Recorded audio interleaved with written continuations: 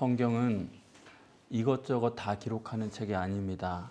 요한복음 20장 30절 31절에 보시면은 주님께서 이 땅에 가신 것도 다 기록하는 게 아니라고 했습니다. 추려서 기록했다라는 것입니다. 그런데 주님이 부활하신 기록들을 보면은 그 부활을 그렇게 쉽게 이해할 수 있는 게 아니에요.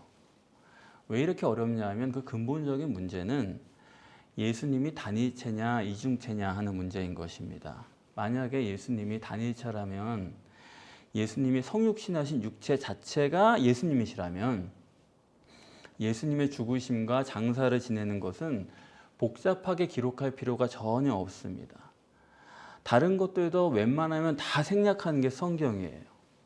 그렇기 때문에 단일체셨으면 육체 자체가 하나님이라고 한다면은 예수님께서 십자가에 못 박혀서 돌아가셨다. 그래서 아리마대 요셉이 예수의 시체를 장사 지냈다. 그렇게만 하면 됩니다. 매장을 했든 화장을 했든 공산주의자들처럼 알코올에 담가 놓든 간에 이렇게 매장을 했다라고 간단하게만 기록하면 되는 거지 그 이상의 별다른 기록은 사실 필요가 없는 거예요. 그런데 성경에는 예수님의 죽으심과 장사 지냄에 대해서 복잡한 기록이 있는 것입니다. 요한복음만 하더라도 예수님이 십자가에 못 박혀 죽었습니다. 그러면은 돌아가셨는데 옷이 뭐가 그렇게 중요해요? 그런데 겉옷은 찢어서 네 사람이 나눠 가졌고 속옷은 제비 뽑아 가졌다. 그럼 옷 타령을 하는 것입니다. 그리고 운명하시는 것도 그냥 돌아가셨다 그렇게만 쓰면 돼요. 그런데 먼저 고개를 떨구신 후에 그리고 영원히 떠나가셨다. 그렇게 기록합니다. 상당히 난해한 죽음이에요. 왜 그렇게 하셨을까? 의문을 갖게 하는 구절입니다. 또 창으로 옆구리를 찔러서 확인 사살을 했다는 겁니다. 왜 그러냐면 이유가 뼈가 꺾이면 안 되기 때문이다. 또 그래요. 아니 도대체 이게 쉽게 이해할 수가 없는 내용들이죠. 더군다나 아리마대 요셉이 시체를 장사했다고 기록하는데 그 장사했다는 기록도 그 원어적으로 보면 멀쩡히 살아있는 사람을 생매장했다. 이런 식으로 기록을 하는 것입니다. 아니 방금 전까지 운명했다고 기록을 해놓고서 막상 장사 지낼 때는 생매장을 했다. 그런 식으로 쓴단 말입니다. 그러니까 참 이해가 쉽지 않죠. 왜 이렇게 썼을까? 단일체로서는 도저히 이해하기 힘든 해석이 불가능한 그런 식으로 썼다라는 것입니다. 부활도 마찬가지예요. 만약에 성육신하신 신인 메시아가 단일체로 죽었다가 단일체로 부활하신다 그러면은 그리고 그것을 다른 사람들에게 믿게 하려는 것이 목적이라고 그런다고 한다면은 간단합니다.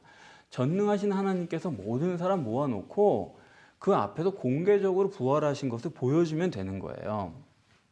여러 사람 보는 앞에서 천사들이 돌문을 굴려놓고 그 사이로 부활하신 예수님이 뚜벅뚜벅 걸어 나오시면은 마치 나사로가 죽었다가 무덤에서 걸어 나온 것처럼 그런 장면처럼 보여주시면은 아, 예수님이 부활하셨구나. 얼마나 명확하고 사람들이 확실하게 믿을 수 있는 방법입니까? 근데 전혀 그 과정을 성경은 기록하지 않는 것입니다. 단일체로서는 도저히 이해할 수 없는 방식으로 기록했다 이겁니다. 예수님께서 죽으시고 부활하신 그 과정도 보면요. 예수님은 금요일날 십자가에 못 박혀 돌아가시고 그리고 주님의 영혼이 승천하셨습니다. 승천하셨다라고 성경은 기록하지 않았지만 승천하신 거예요. 왜냐하면 아버지여 내 영혼을 아버지 손에 부탁하나이다 그랬거든요. 부탁하나이다가 파라디돔이라는 단어인데 그거는 위에다 놓다라는 뜻이에요. 위에다 맡겼다는 얘기예요. 다시 말하면 내 영혼을 위로 승천하셨다는 얘기가 되는 거죠. 그리고 토요일인 안식일날 토요일 안식일날 예수님 어디 계셨겠습니까? 사람들은 자꾸 지옥에 내려가셨다. 뭐 찬 무덤 속에 누워 계셨다. 그렇게 하는데 아니에요. 안식일은 성경이 어디 가셨다고 기록은 안 했지만 안식일은 어디예요? 천국이잖아요. 토요일에 예수님의 영혼은 천국에 가셨다가 그런 얘기가 되는 거죠. 그리고 제3일인 일요일 날 부활하신 날은 다시 이 땅에 강림하신 거예요. 그래서 많은 사람들 앞에 내가 강림했다라고 하는 것을 보여주시려는 게 목적입니다. 그런데 보여주셔야겠는데, 그런데 성경은 뭐라고 기록하냐면 빈 무덤이었고 거기에 세마포만 남아있다라는 거예요. 그러니까 예수의 부활을 믿는다는 게 그게 쉬운 일이 아니에요. 그 안에서 봤다거나 누워 있었다거나 뭐 그런 얘기가 있으면 좋겠고, 걸어 나왔다거나 그러면 좋겠는데 빈 무덤이고 세마포만 남아 있었다. 그렇게 하니까 예수 부활의 해석이 보통 어려운 게 아닙니다. 그래서 뭐 죽었다가 산 게 아니라 그냥 잠시 기절했다가 뭐 걸어 나간 거 아니냐, 또 누가 훔쳐간 거 아니냐, 이런 식으로 사람들이 생각을 할 수 있는 여지가 많이 있다, 이런 얘기입니다. 불행히도 2000년 기독교는 성육신하신 신인 메시아를 단일체로 믿고 단일체로 돌아가셨고 단일체가 부활한 것으로 믿고 있습니다. 그런데 실제로 주님의 부활과 죽으심을 보면은 단일체로서는 도저히 이해도 안 되고 해석이 불가능한 방식으로 써놓은 거예요. 그럼에도 불구하고 2000년 기독교는 단일체로 예수님이 오셨다가 단일체로 죽으시고 단일체로 부활했다는 겁니다. 정말 어처구니 없는 얘기예요. 여러분, 실제 상황은 어떠냐면요, 예수님은 돌아가셨어요. 돌아가시고 영혼은 떠났어요. 그러니까 아리마대 사람 요셉이 장사 지낸 것은 예수의 시체지 육체지 예수님 자신이 아니다, 이겁니다. 그러니까 시체를 장사 지낸 건데 제자들이 나중에 가서 들여다보니까 거기에 빈 무덤이고 세마포만 덩그러니 있어요.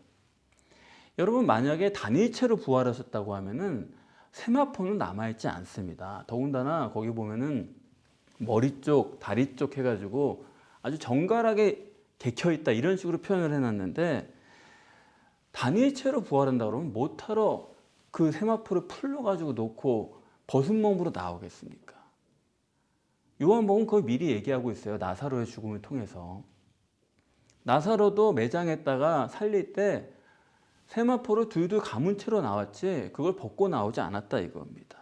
그런데 예수님은 세마포가 남아있어요. 먼저 그것을 개켜있다라고 표현을 해놨는데 그 번역 자체가 잘못된 거예요.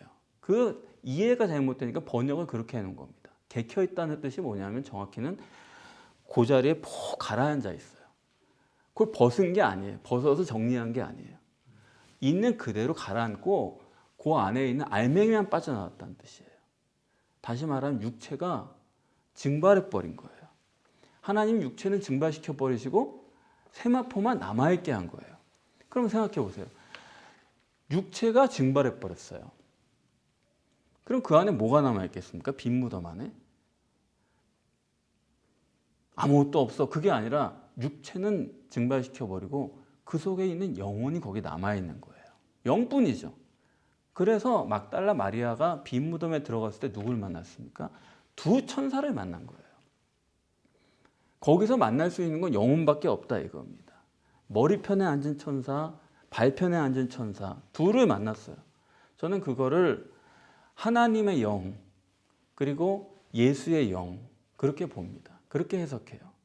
그 영을 마리아가 만날 때 천사라고 느낀 거죠. 그 두 천사가 앉아 있어요. 그런데 서 있는 게 아니라는 사실이 중요해요. 서 있으면 안 돼요. 앉아 있어야 돼요. 앉았다는 건 뭐냐면 활동하는 건 아니지만 그 안에 살아있다라는 겁니다. 그러다가 그 천사가 무덤 밖으로 나온 게 뭐예요? 그게 부활이에요. 그래서 막달라 마리아가 무덤 밖으로 나왔을 때 그 앞에서 동산지기를 만나는 겁니다. 안에 있던 영이 나왔어요. 그 영의 실체를 동산지기로 받았어요. 누군지 몰랐어요. 처음에는 도대체 우리 예수님의 시체 당신이 가져간 겁니까? 물어봤어요. 그런데 얘기하다 보니까 그분이 마리아야 부르시는데 확 느껴지는 게 있어요. 동산지기가 아니에요. 외모는 모르는 사람인데 마리아야 부르는데 공생애 때 만났던 그분이에요. 여러분도 다 아시잖아요. 어떤 사람들은 성경이 하나님 말씀이 아니라고 그럽니다. 저는 그렇게 생각해요. 아, 그분들은 하나님을 만나본 일이 없구나. 하나님 말씀을 한 번이라도 들어본 일이 없구나. 만나본 일이 없기 때문에 하나님 말씀 아니라고 그러지, 만나본 일이 있고 들어본 일이 있으면은 성경 읽어보면 하나님 말씀이에요. 그러니까 마리아도 얼굴은 다르지만 마리아야 하는데 음성 들으니까 금방 알겠는 거예요. 공생애 때 그분이에요. 그래서 오늘 본문에도 라보니어 그렇게 부르지 않습니까? 라보니어라고 번역했지만 랍비란 뜻이죠. 랍비요. 공생애 때 만났던 그 선생님, 그분으로 받고 알아본 겁니다. 그럴 때 마리아가 반가워서 이게 꿈이야 생시하면서 당연히 그렇겠죠. 예수님을 붙잡으려고 한 거예요. 그랬더니 오늘 본문에 예수님이 나를 만지지 말라. 무슨 얘기입니까? 오감으로 확인하려고 들지 말라는 겁니다. 오감으로 하나님을 확인하려고 드는 사람은 그거는 한참 멀은 거예요. 하나님은 여러분 오감으로 알아서는 안 돼요. 어떤 되어지는 사건, 어떤 응답, 풀려지는 문제들 그런 걸로 하나님을 확인하려고 해서는 안 돼요. 그래서 제가 항상 여러분들에게 상부를 말씀드리잖아요. 보이는 것이 실제인 사람, 영적으로 가려면요 아직 멀었어요. 절대 안 됩니다. 맨날 어디 보고 다니고 뭐 듣고 다니고 자기 말하고 다니고 그거 하느라고 하루를 보내면요 하나님과의 관계는 그건 되질 않아요. 말하지도 말고 보지도 말고 듣지도 마세요. 그래야지만 하나님께 신경 쓸 수 있거든요. 그래서 여러분 십자가 사랑교회는 어려운 데입니다. 다른 교회는 다 보이는 게 다예요. 나오면 되는 거고 말 잘하면 되는 거고 잘 듣는 것 같고 그러면 다 되는 것 같죠? 아니다 이겁니다. 구약 시대는요 다 보이는 걸로 하셨어요. 출애굽기도 10가지 재앙을 보여주지 않습니까? 그때마다 이로써 너희가 나를 여호와인 줄 알리라. 보이는 걸로 다 하셨어요. 보이는 게 필요하죠. 하나님의 존재를 알려면. 그러나 신약에 오면 금방 달라집니다. 주님이 표적을 구하는 사람들에게 악하고 음란한 사람들이다. 구약에서는 표적으로 했는데 신약에 오니까 표적은 절대 안 된다라는 거예요. 그러니까 십자가 사랑교회는 여러분 다른 교회와는 차원이 다릅니다. 틀린 수준에서 설교하고 틀린 수준에서 신앙생활하는 교회가 우리 교회예요. 그런데 우리 교회에 오래 나오셨음에도 불구하고 여전히 그냥 아직도 유대교회 수준에 머물러서 보이는 것만 가지고선 옳으니 그르니 그런 것 쫓아다니고 그거는 절대 안 되는 거예요. 그래서 저는 목회자로서 생각할 때 이 참복음이란 거는 아무한테나 말할 수도 없고 아무한테나 전할 수도 없고 들려지지도 않고 그런 문제가 있다라는 생각을 항상 해요. 그래서 마음이 어느 정도는 여유로워요. 이게 쉽게 되는 게 아니니까.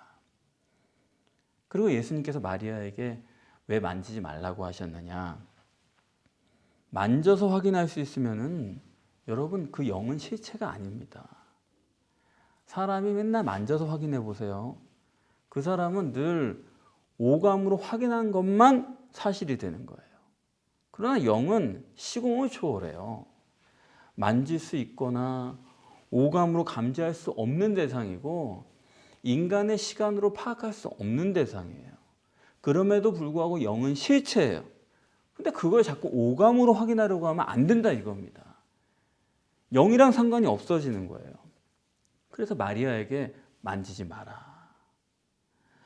막달라 마리아는 이 본문에서 사실상 천사로 설정된 사람이에요.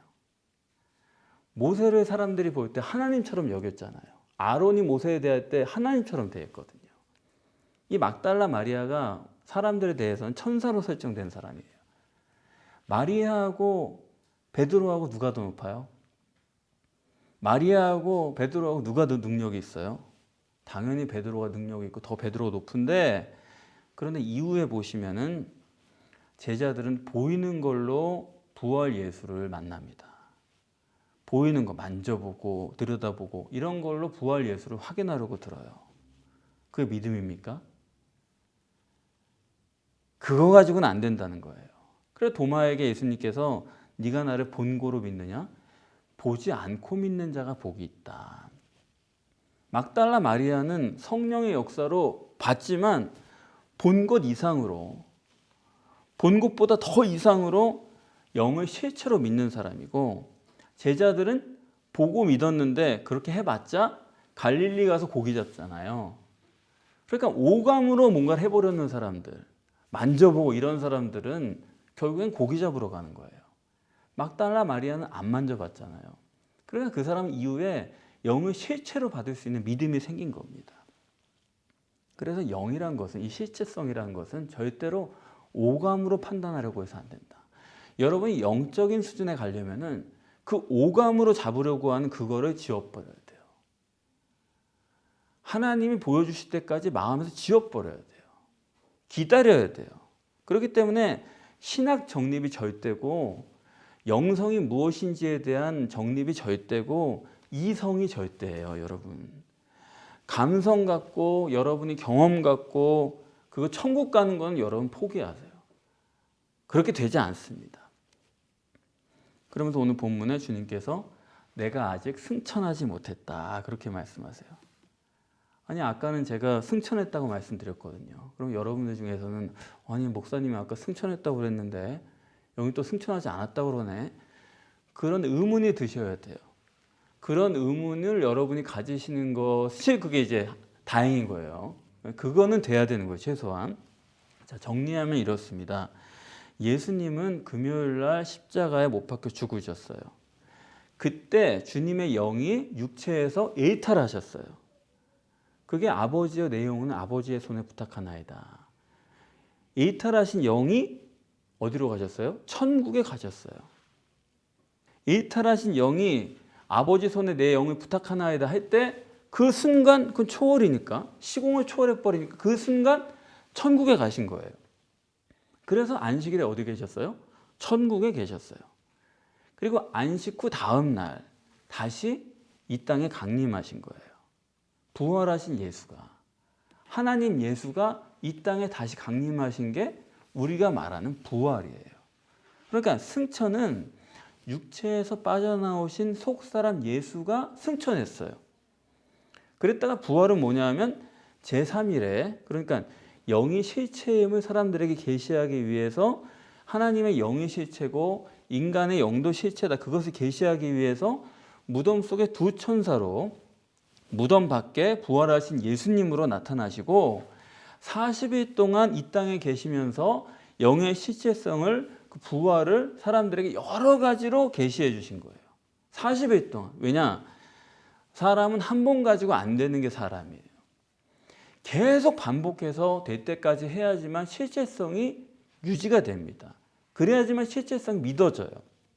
그렇기 때문에 부활의 실체성을 알리시고 영이 이제는 실체다라는 것을 40일에 걸쳐서 알리시다가 사도행전 1장에 그때 승천하시는 거예요. 그러니까 승천이 두 번이 있는 거예요. 죽으시고 이탈하신 영혼이, 육체에서 이탈하신 영혼이 승천하시고 다시 오셨다가 40일간 역사하시다가 다시 승천하신 거예요.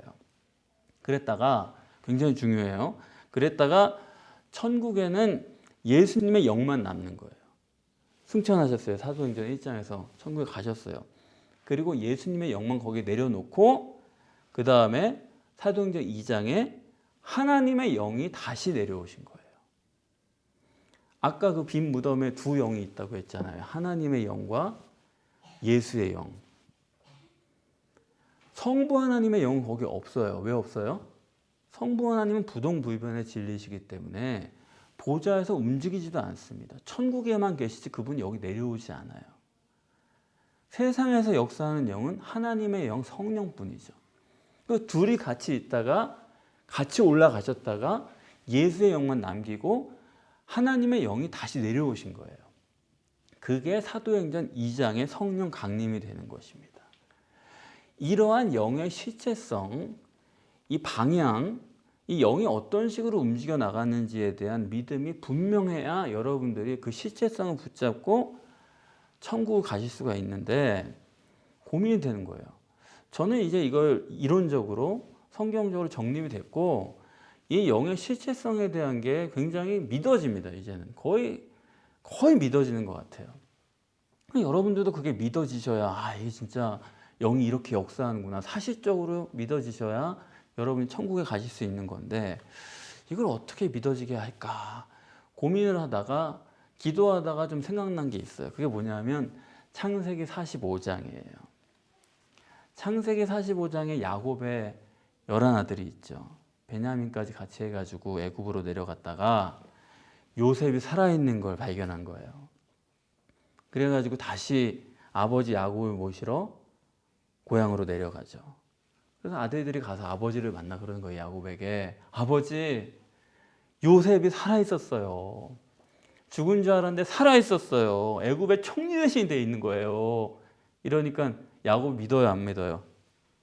전혀 못 믿는 거죠. 무슨 소리 하는 거냐. 너희들 지금 언제 죽은 아이를 지금 무슨 총리 대신이 돼 있냐, 애굽에. 그 말이나 됩니까? 그래서 전혀 안 믿더라. 그런데 창세기 45장 27절에 보시면은 요셉이 야곱을 태워오라고 자기가 타던 마차를 내줍니다. 애굽에서 두 번째 높이 가는 사람이 타는 마차예요. 황금 마차를 내줘요. 요셉이 그거에 아버지를 모시고 오라고 보낸 황금 마차를 야곱이 보고서 그제서야 믿더라는 거예요. 황금 마차를 봐야 믿고 황금 마차가 와야 그걸 타고 가는 거예요. 예수님이 마리아의 복중에 잉태됐을 때 황금 마차를 타고 오신 거예요. 하나님의 영 성령으로 잉태되지 않았습니까? 하나님의 영을 타고 오신 거예요. 그게 황금마차예요. 예수님이 황금마차 성령을 타고 이 땅에 오셨다 그거예요. 그럼 예수님의 공생애는 어떤 거예요? 황금마차를 타고 사신 거예요. 성령으로 역사하신 거예요. 그러시다가 요한복음 19장에 황금마차 타시고 천국에 가신 거예요. 그게 안식일이죠. 그러시다가 제3일에 또 황금마차를 타시고 이 땅에 내려오신 거예요. 그리고 40일 동안 그 황금마차를 타시고 부활을 계시하시다가 사도행전 1장에 황금마차를 타시고 제자들 보는 데서 승천하신 거예요. 도로. 그래서 그 황금마차가 천국에 예수의 영을 내려놓고 주님을 내려놓고 그 황금마차가 다시 우리의 영을 태워가려고 이 땅에 다시 오신 것입니다. 그게 성령 강림이에요. 처녀 잉태 때 황금마차가 예수의 영을 싣고 내려왔듯이 그리고 다시 올라간 것처럼 우리의 영을 데리고 가려고 황금마차가 다시 왔다 이겁니다. 여러분 이게 이해가 되세요? 그냥 성령이라 그러지 말고 황금마차가 오셨다 그러면 조금 더 이게 실체적으로 좀 다가오세요. 보혜사 성령이 황금마차라는 거 그게 좀 받아들여지시냐 이겁니다. 하여튼 성경은 야곱에게 그 황금마차를 보여주신 것은 바로 우리 이때를 위함이다. 저는 그렇게 생각을 합니다. 그래서 메시아의 구원은 뭐 예수 피로 구원받아가지고 제사함 받아가지고 그거는요 그건 멀어도 한참 먼 얘기예요. 그거는 그렇지 않습니까? 또 그래가지고 부활하셨어요. 아니 부활하셔가지고도 그게 된 게 아니에요. 안 됩니다. 이해되십니까? 부활한 거 만나고도 갈릴리로 고기 잡으러 갔잖아요. 자기 생활에. 부활 가지고도 안 되는 거예요. 마치 부활을 하면 무슨 모든 게 다 된 것처럼 그 말 같지도 않은 얘기하고 행사하는데 그거 그러면 안 돼. 그거 순 엉터리입니다. 부활 예수를 천국에 내려드리고 그리고 우리에게 다시 황금마차를 보내주신 거예요. 그렇기 때문에 구원은 황금마차를 타는 게 구원이에요. 황금마차 승차권이 있어야 구원이에요. 그렇지 않으면 구원 아니에요. 주님이 천국에 가신 것과 똑같은 원리로 우리를 구원하시는 것입니다. 그러면 이 황금마차를 우리가 어떻게 하면 탈 수 있느냐? 그게 문제죠. 황금마차를 타면은 구원이 이루어지는 건데 우선은 이렇게 황금마차를 타면은 어떻게 되냐면 우리의 신분이 바뀝니다. 구약에서는 하나님과 우리와의 관계가 종의 관계예요. 구약 사람들은 하나님 앞에 종이 이렇게 하면서 나가는 거예요. 근데 신약에 오면 예수님께서 우리 뭐라고 그러세요? 공생애 동안에 너희는 나의 친구다 그러시는 거예요. 친구 관계로 바뀌어요. 이제부터 너희는 종이라 하지 않고 친구라 하리라. 그런데 이제 부활해서 하나님이 됐어요. 예수님이 하나님이 됐어요. 그분이 황금마차를 보내시면 어떤 관계가 되느냐?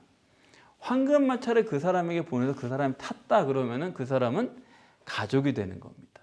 요셉이 황금마차를 보내서 아버지를 태우고 내 형제들에게 그를 데려오라고 한 것처럼 그때부터는 가족이 되는 거예요. 친아버지고 형제고. 그래서 오늘 본문에도 내 형제들에게 가서 전하라 이렇게 말씀하는 거예요. 너하고 나하고는 가족이다. 형제다. 그 말은 뭐냐면 같다 이거예요. 신인 메시아랑 너랑 나랑 같다 이겁니다. 황금마차 타고 천국 가는 게 구원이에요. 이 땅에서 신나는 게 아니라, 이 땅에서 유토피아 잘 되는 게 아니라 천국 가는 게 구원이에요.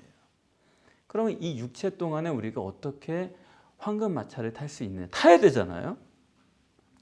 제가 오늘 본문의 이 제목을, 설교 제목을 예수 부활이 구원이다 그렇게 말씀을 드렸습니다. 예수 부활이 구원이다. 지금 여러분 전 세계의 구원은 뭐가 구원이에요? 부활 전이 구원이잖아요. 그렇지 않습니까? 십자가가 다 구원이라고 그러는 거 아니에요? 십자가, 예수 십자가로 구원이다. 그래서 제가 말씀드리고자 하는 것은 오늘 본문에서 십자가는 구원이 아니다. 전혀 아니에요. 그러느라고 예수 부활이 구원이다라고 제목을 적은 것입니다. 그렇다고 해서 부활 자체가 구원은 아니에요. 그렇죠? 부활했다고 해가지고 바뀐 건 없어요. 부활 자체가 구원은 아니고 황금 마차를 타고 승천하는 게 구원이에요. 그걸 위해서 부활이 있는 거예요. 그러면 황금 마차를 타는 조건이 뭐냐? 오늘 본문에 그것을 마리아로 설정하신 것입니다. 예수님께서 여자여 그렇게 부르죠. 여자가 누굽니까? 자기 부인한 존재죠. 쓸모없는 존재죠. 육체를 부인한 사람이죠. 가장 낮은 사람이죠. 예루살렘의 딸이요 시온의 딸이요 그렇게 부르는 존재죠. 자기를 부인한 사람이고 또 한 가지는 어찌하여 우느냐 그래요. 마리아가 울었어요. 근데 그냥 눈물을 흘리는 게 아니라 통곡하고 우는 거예요. 심령이 가난한 자죠. 마음에 애통하는 자죠. 그런 사람이 복이 있는 거예요. 왜 애통하느냐? 뭐 슬픈 일이 있느냐? 아니요. 주님을 찾는 거예요. 주님을 찾느라고 지금 울잖아요. 주님 어디 계십니까? 하나님 믿고 싶고 하나님 알고 싶고 하나님 진짜로 만나고 싶고 그것이 진짜인 사람. 그게 안 돼가지고 통곡하는 사람. 너무나 하나님 알고 싶습니다. 그게 진짜 목숨을 걸 정도로. 그러기 전에는 황금마차 탈 생각은 꿈에도 꾸지 마세요. 그렇게 간단한 게 아닙니다. 인간은요 무서울 정도로 육체 우선이에요. 가시적인 게 절대예요. 철저히 이기주의적이고 자기중심적인 게 인간이에요. 그것이 죽기 전에는 절대 안 돼요. 그거 죽지 않으면 절대로 황금마차는 불가능한 겁니다. 영이신 하나님도 황금마차를 타려면 십자가에서 육체가 완전히 죽어야 됐어요. 바울이 고백합니다. 나는 날마다 죽노라. 육신이 죽는 것이 자기가 사는 길이고 그것이 능력자지. 육신이 버텨보세요. 얼마나 어디까지 버티나. 육신으로 버텨봤자 날이 갈수록 사람이 추해지지 나아지지 않아요. 여러분이 잘 보세요. 사람들을. 교회 다니는 사람들을 보시라고요. 육체로 버텨봤자 좋아지는 사람 한 사람도 없는 거예요. 죽어버려야 돼요. 그래서 황금마차를 타시면요 그때부터는 믿어라가 아니에요. 황금마차 한번 타면은 그냥 믿어져요. 그냥 보여요. 그냥 마음의 평강이 확 와버려요. 그냥 그렇게 돼요. 황금마차를 타면은. 다시 말하면 하나님처럼 되는 거예요. 제가 하나님처럼 된다고 그러면 자꾸 사람들이 그렇게까지는 그러는데 아니요. 본문에서 말씀하잖아요. 내 형제들에게 고하라.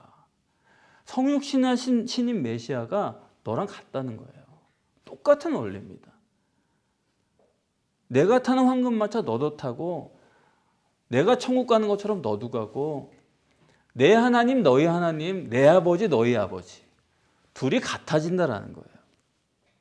여러분이 황금마차를 타셔야 인간성으로도 완전한 인간이 됩니다.